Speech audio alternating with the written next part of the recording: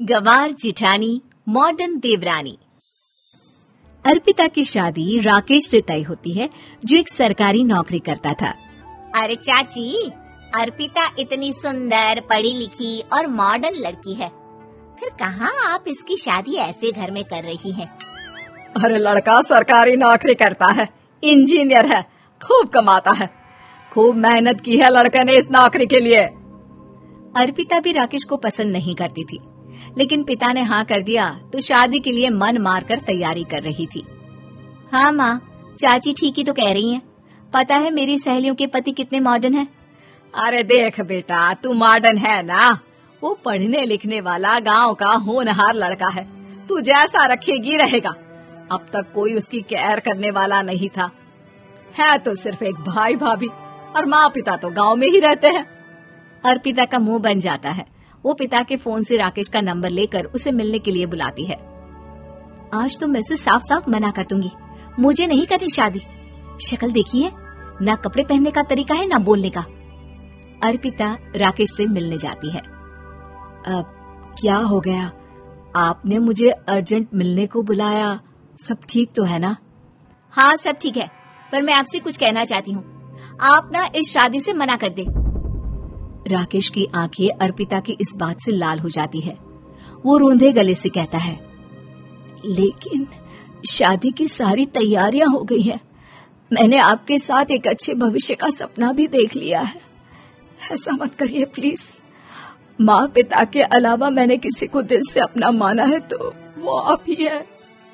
देखिए, मुझे आपसे कोई समस्या नहीं है, लेकिन आप मेरे जैसे नहीं हैं। मैं मॉडर्न लड़की और आप। मैं आपसे वादा करता हूँ, जब तक आपके लायक नहीं बन जाता मैं कभी आपसे बीवी का हक नहीं मांगूंगा। अर्पिता राकेश का प्यार देखकर पिघल जाती है और शादी के लिए हाँ कर देती है। दोनों की शादी हो जाती है, लेकिन शादी के बाद राकेश की भाभी, जो कि पूरी देहाती थी, ए राकेश, उठ, जब पानी भर कर ला और तेरी बीवी को बोल के चूल्हा लगा दिया है, रोटी बना ले। क्या है ये सब? और तुम्हारी भाभी इस तरह चिल्ला क्यों रही है? क्या करूं, भाभी ही खाना बनाती है और मुझे पढ़ने के लिए इस घर में रखा, तो मैं घर का सारा काम कर देता हूँ। अब तुम आ गई हो, अपने तरीके से देख लो। ये मकान तो तुम्हारे पापा ने बनवाया था ना शहर में, ताकि बेटा पढ़ाई कर सके। हाँ, पर भाभी ही पूरे घर में रहती है। ठीक है, देखो अब। अर्पिता बाहर जाती है। सूट पहनी अर्पिता को देखकर जेठानी का पारा हाई हो जाता है। ए शहर की हीरोइन, यहाँ ना चलेगा ये सब, समझी? साड़ी पहनो, साड़ी। वो नारंगी वाली निकाले हैं तुम्हारे लिए, जिसमें हरे रंग का फूल बना है, और सीधे पहुंचो रसोई में। मेरे आगे नहीं चलेगा ये सूट बूट का नाटक, समझी? देखिए भाभी, आप बड़ी हैं, आपने राकेश की पढ़ाई में मदद की, लेकिन ये मकान इनके पिताजी का है, तो मैं अपना पोर्शन अलग कर रही हूँ। मैं आज से आपके साथ नहीं रहूंगी। जेठानी का तो मानो पारा ही हाई हो जाता है। और ऐसा कैसे नहीं रहेगी? हाँ, और कौन बोला कि राकेश अलग हो जाएगा? वो अपने भाई के बिना नहीं रहता। आज देखिए तो, देखिए कल के आई छोरी क्या बोल रही है। राकेश के साथ बात हो गई है, मैंने ऊपर का हिस्सा राकेश को दे दिया है, उसकी अपनी जिंदगी शुरू हो रही है, तो अच्छा है ना कि अब रसोई भी अलग हो जाए। अर्पिता राकेश की ओर फक्र से देखती है कि उसने अर्पिता के लिए स्टैंड लिया। अर्पिता बाजार में जाकर सारा रसोई का सामान ले आती है। पिता के दिए सामान से घर सजाती है और अपने तरीके से पूरे घर की सजावट करती है। शाम को राकेश ऑफिस से आता है। कुर्ता पैजामे में राकेश को देखकर, अरे ये क्या पहना है? भाभी सिलती है ना कुर्ता, मैं सारी कमाई भाभी को ही दे देता हूँ। लेकिन अब ना बीबी को देना होगा, क्योंकि भैया भी अच्छी नौकरी करते हैं। भाभी अपने पति का पैसा संभाले और मैं अपने पति का पैसा संभालूंगी। तभी भाभी आ जाती है। अरे देखो, बहुत हो गया। हाँ, अलग रहने तक तो ठीक था, लेकिन पैसा हम एक फूटी कौड़ी नहीं देंगे। बचपन से तुम्हारे पति को हमने पाला है, उसका हिसाब दो। अच्छा, हिसाब चाहिए? कितना पढ़ी है आप जो आपको हिसाब चाहिए?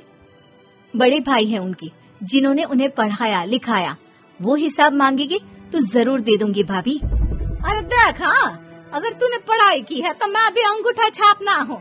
अरे 5 की रात तक पूरी पढ़ाई की है, समझे। वैसे भी कल इन लोगों के माँ बाबूजी आ रहे हैं गाँव से, वही लोग ठिकाने लगाएंगे तुझे। अगले दिन सास ससुर आते हैं, दोनों बहुत ही सीधे लोग। अच्छा किया जो ऊपर के हिस्से में राकेश की गृहस्थी लगा दी। अब दोनों बेटे अपना अपना देख ले। छोटी बहू कहाँ है? अरे बहुत ही चालाक है माँ जी, ऐसी जबान चलाती है जैसे दर्जी कैंची चलाता है। वैसे बहू तुम भी कम नहीं थी। और सुनाओ। तभी छोटी बहू सास ससुर के पैर छूकर उन लोगों को चाय और नाश्ता देती है। माँ जी, आप थक गई होंगी, मैं खाना लगा देती हूँ, ऊपर आ जाइए चाय पीकर। अरे बस बस, यही रहेंगे वो, क्योंकि बड़ी बहू मैं हूँ। हमेशा से इनके माँ बाबूजी मेरे पास ही आए हैं। चलिए माँ जी, आप ना किचन में खाना बनाइए, मैं जरा बाजार होकर आती हूँ और फिर साथ में खाना खाता है। जेठानी बाजार निकल जाती है और सास ससुर बेचारे घर पर अकेले। फिर दोपहर को, माँ जी, मैंने आप सभी के लिए खाना बनाया है। माना मैं छोटी हूँ, लेकिन अच्छा लगेगा अगर आप लोग मेरे साथ रहें। वैसे भी यहाँ है कौन बेटा, चलो ऊपर राकेश के पास ही चलते हैं। सास ससुर दोपहर का खाना खाकर वहीं आराम करने लगते हैं कि जेठानी आ जाती है। अरे वाह, ये तो वही बात हुई ना, कल की आई को पूरा परिवार और हम अकेले के अकेले। भाभी देखिए, परिवार में प्यार से रहा जाता है, ना कि चालाकी से। अम्मा खाना कैसे बनाती, पहले ही गांव से थक कर आई हैं। हाय रे दया, तो मैं का बाजार से ऐस करके आ रही हूँ। अरे भूख के मारे मेरा सर दर्द हो रहा है, और यहाँ मेरी फिक्र कौन करेगा। अरे तो किचन में खाना है, लगा देती हूँ मैं भाभी। बड़ी बैठकर खाना खाती है और शाम को जब राकेश घर आता है। अरे राकेश, तू तो पूरा हीरो लग रहा है इन कपड़ों में। ऐसे कपड़े पहले क्यों नहीं पहनता था? राकेश बीबी की तरफ देखता है और फिर कहता है, माँ पहले पहनाने वाली नहीं थी ना। हाँ हाँ, और हम जो हाथ से सिल सिल कर कुर्ता पहनाते थे उसका का? अरे तुम्हारे भैया तो आज भी पहन रहे हैं। तभी अर्पिता सास के लिए कपड़े और ससुर के लिए शर्ट पैंट ला कर देती है। उन लोगों को फ्रिज से ठंडा पानी और टीवी में फिल्म दिखाती है। अरे कब से इनको बोल रहे हैं कि फ्रिज वाले आओ, लेकिन ये है कि मानत ही ना है। बहू, अब तो तुम ही समझाओ ससुर जी को। नहीं पापा, आप फ्रिज मत लीजिए। अरे वाह रे छोटे, खुद फ्रिज का ऐसे का मजा ले, और इनकी माँ के पास फ्रिज भी ना हो। अरे देखो पिताजी, देखो माँ जी कब बोल रही है। अरे उसकी पूरी बात तो सुन लो कि वो क्या बोल रही है। वो इसलिए क्योंकि अब माँ जी और पापा यही रहेंगे मेरे पास। घर को घर सिर्फ मॉडर्न या गांव की सोच नहीं, बल्कि संस्कार बनाते हैं भाभी, और संस्कार अच्छे हो तो सब सही हो जाता है।